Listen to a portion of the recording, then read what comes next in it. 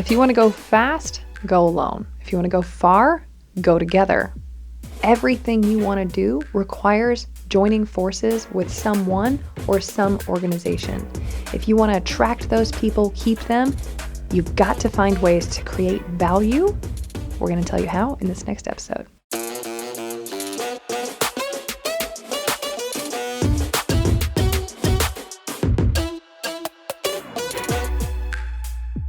We are on a love train right now. Wow. And you're all passengers. So thank you so much for being a part of this journey, this season 2 of Broke to Woke. We love you.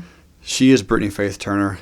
I'm Jerremy Alexander Newsome. And in this episode, we're talking about value. How to create value. So people want to keep you around. Yeah, because you were mentioning that. You were doing this phenomenal, just gorgeous tirade of information on how someone can change and shape and shift and be a true leader and champion in their organizations, in their respective organizations and their roles.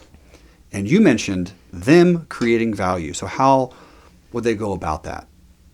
There's so many ways, and it just depends on the setting. But anywhere you want to go, any people you want to be around, naturally only keep things that are valuable to them in some way. Makes sense. Whether you like that or not, that's natural human instinct. So how can you not be a drag on society, not be a drag on your family, not be a drag on your spouse, not be a drag on your kids? Yeah. Let's pull it together so that we can be our optimal selves, blessing them, creating value, again, enhancing things, elevating them for being there versus just sucking the life out of stuff. The first time I really saw this was, again, I'm riding around in the car with this rehabber, and I'm desperately trying to learn from him.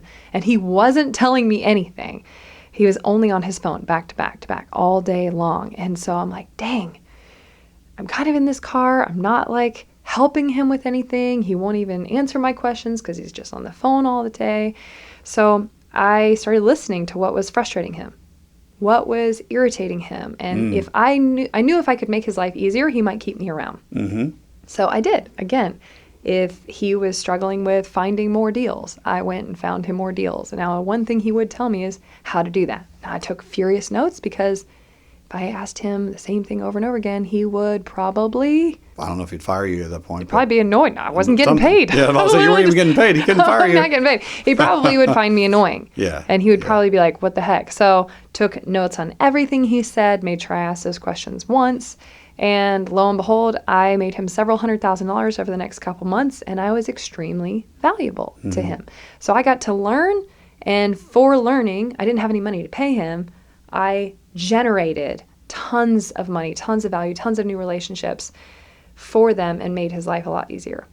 Yes. When have you found a way to create value in order to level up or learn something or be in circles that you normally may not be given access to? And in the previous episode, we mentioned love languages. And there are 5. Let me see if I can rattle those 5 off. We have words of affirmation. We have physical touch. We have acts of service. We have quality time. And what's the 5th one? Gifts. Gifts. Yes. So my value would try to be to figure out what love language a person that I'm interacting with has and see if I can provide that to them. Is that manipulative? No. Is that thoughtful? I think so. It is. It's taking the time to give a crap It's taking the time about to notice someone else. What do they like? How do you connect with them better? Yeah. That is not manipulative. Now, No. there are people out there that do this in a manipulative way. We are Sure. not saying that. That they're of course. I mean, there's evil people that are going to do anything. Yeah. But in essence, and I met someone recently, his name was Alejandro, and immediately I'm like, his love language is physical touch. That's how he communicates. So when I communicate with him, I make sure to touch his arm, to look him in the eye, to like give him a quick jab or like a little, a love bro punch kind of thing. And that's how he communicates. And that's how he wants to be communicated with. And that's one of his love languages. I want to understand what people need. Within minutes of meeting you, I knew exactly what yours was. It was easy. It was obvious, right?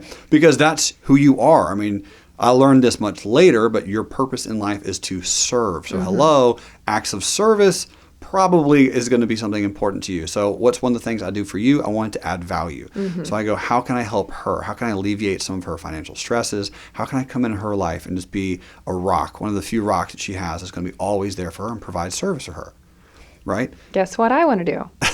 Keep him around. Yeah. Throw opportunities his way. Find out Absolutely. how I can bless his life. Yes. Do I always feel like in some way I owe him in a weird guilt way? It's great. That's Precisely. I think some of the highest levels of love. And no, we both have significant others. We love each other as friends. Yes. And your friend relationships, how Yes. can you find ways to love them? Of I'm course. constantly figuring out, how can I open more doors? How can I have Jerremy have the best time of his life with his wife? How can Bingo. I take stress off of them? How can I help them live their dreams? And Absolutely. normally, I think the top way I normally love people is through opening doors and different opportunities. Yeah, provide Because them a it's connection, provide them a network, provide someone in their life where this relationship would be so synergistic and symbiotic. It would just help them propel their business or their ideals or their growth or Get whatever. them closer to their vision. Yes, and you have done that. You do an amazing job of that. And when you're talking about adding value as an employee or as a CEO or as an organizational leader or as a world leader or visionary, you can add value. You can find ways to do things for people by noticing either problems and help alleviating those, as you just mentioned, right? You're riding in that car and you're listening for what are this dude's problems. And taking notes. And taking those and being sincere and being genuine and going, let me just remove this problem for you. That's how I built my business organically, was just going out and helping people, solving their problems on, I don't know how to do this in the stock market. I don't know how to do this particular trade in my broker. Okay, so for free, I would contact them and I would send them a video going, hey, I made you this video, John, and that video explains exactly what problem you solve, what problem you have. I solved it for you. Boom, here's the video. I love that. Yeah. That's a really unique approach too. So a lot of people hearing this are going to feel like, I've got to be an entrepreneur or I have to do my own thing. And a lot of times that might be pride. I've been passionate about helping ending human trafficking since I was 12. I can't even tell you how much of my day, what percentage of my thoughts are consumed with wanting to solve this. And now that I'm involved with Operation Underground Railroad, the way in which I get to interact is through serving someone else's organization, using my skills to create value. And guess what they're doing? They are, again, keeping us around. They're going to be better for it. It's this really fun thing that I listen to their problems, which everybody has them. Right. And then I found ways to make their life easier. Yeah, and I'm going to stop you there for a moment. Makes them more impactful. Yes. I'm going to stop you because I want to tell people that I saw you do this firsthand. The way you did it is you're like, let's all sit down and we're going to whiteboard together, right? Let me physically use my time to show you some roadblocks and some hurdles that you have because I think you're pretty good at scaling multi-million-dollar businesses, right? Or businesses that have impact or businesses that really, really pour into people's missions. And so who wouldn't want to sit down with someone else who's a visionary and just have them review some of your business? That was value. And you didn't ask anything in return for that. No, I you know what I did? I said, let me be part of helping you. Yes. Let me in. Yeah. Let me in. And how cool is that? That you can have, and I'm not bragging on myself, but you can brag on yourself. You can have, a deca, blah, blah, blah, millionaire who does all this stuff, who actually takes the time to consider, how can I work for them? Yes. How can I work for them full time? Right. Because I'm that passionate about their cause. Yes. My point is, if you find ways to let people join in your mission and you're clear about it and you find all these interesting ways to connect purpose and bridge those gaps, you can have amazing miracles and gifts walk into your life that you can never afford. Right. I didn't say, let me see how messed up you are and how I can fix you. Nope. I said, I want a clear understanding of what you guys do so I can see how we can help, if at all. Because maybe don't need help. I actually didn't think they did. Yeah. I didn't think they needed help, but everyone needs help. And so again, how can I partner my resources with your mission because I'm in alignment with your mission? Did it have to be my organization that we rescue kids through? No. No. But again, pride, a lot of people would say that it needs to be mine. It No. has to be mine. And your situation, you're like, don't care. Same Get it thing, done. Same thing with Aerial Recovery Group. Number one mission is to save lives. If Yeah. it's through them, let's do it. Sure. If it's through us, let's do it. It doesn't Sure. matter. The mission is the mission is the mission. Yeah. So never forget that, guys, for yourself. If an opportunity comes along the way and it's not necessarily under your banner, it still could be the right thing for you. Of course. And that's how you create amazing partnerships, amazing friends, amazing businesses, ventures. In fact, my beautiful human beings, my listeners out there right now, or my watchers, this could be a primary question that you ask in your life, in your relationships, in your money, in your businesses. This could be your primary question you ask every day when you wake up. How can I create value? My personal primary question is, how can I enrich lives? Yes, I love that Yeah, that's because mine. it's like two-sided. You're enriching and you're enriching. Whew. It's so cool. I'm like, that was a clever one. Thank you. So good. Thank you. And you do that. Thank you do you. it with a conversation. You do it through education. You do it in every single part of your life. I think it's the most beautiful synergy I've ever seen. I really appreciate that. Yeah, thank you. And the honest approach is, this is something that you guys just steal it. How to create I love value. it. How to create value. Because when you ask that question, if you are an Uber driver, you'll notice, does this person, are they on the phone? Do they want you to turn your music down? Is it too hot? Is it too cold? Be present. Yeah, be present. If you're a driver, understand what this person needs behind you.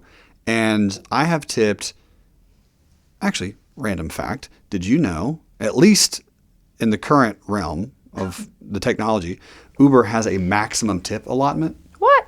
Yeah. No. Yeah. I tried to tip someone $100 once because they were so valuable and they just did so much to like help me with my bags. I was kind of having like a stressful I day. wonder if that's a hostage thing. Exactly. I don't know the exact protocol or whatever, but there was an amount where I could only tip a max, and it was like $40, whatever the cost was of the ride. The ride, I think, was the max amount tip.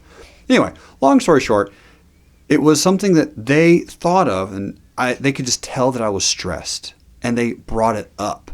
They're like, "Hey, man, I can see your little stress right now. What can I do to alleviate that stress?" That's what he asked me. Wow. And I was like, I kind of laughed, and I was like, "Dude, yeah, man, I need a phone charger and some water.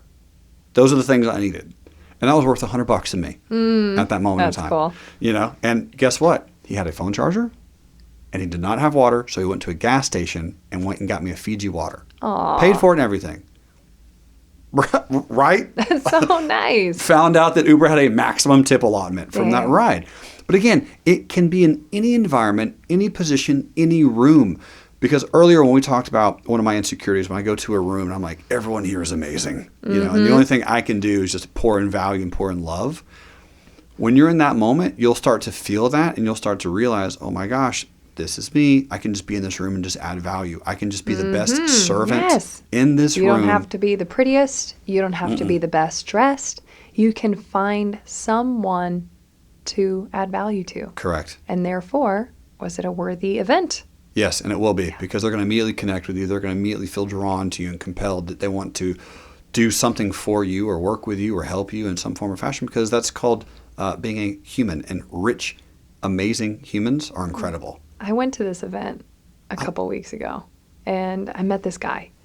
And I heard how he went from being like completely impoverished to Okay. now sourcing all of the food for all NFL stadiums in the entire United States. Really? Like That's he is- awesome. like if you have a restaurant, your food has to go through him. What? Like every single one. And I was That's like, so what cool. the heck? And I watched him the whole event. He just bebopped around the room and like literally met everyone. And I said, what are you doing and how did you get where you are? He said, I believe that there are too many people on the planet for me to be in proximity to someone for no reason. And it's my job to go find out that reason. Why are we in proximity to each other? Why are we in each other's lives? How can we help each other? How can I bless you? And so he literally met every single person in the room.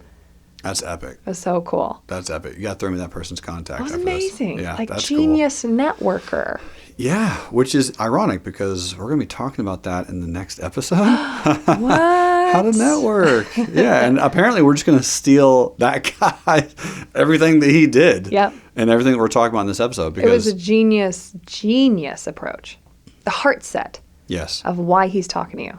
And thank you for using that term because that was one of the most mind-blowing phrases of season 1 was you have a mindset for things and then you have a heart set for things.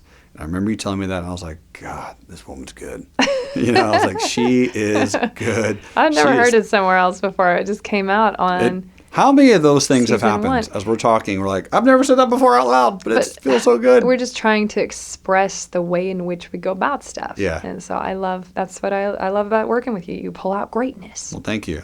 In the next episode, we're going to keep doing that. I'm going to pull out greatness. You're going to pull out some greatness as we talk about how to network. Let's go.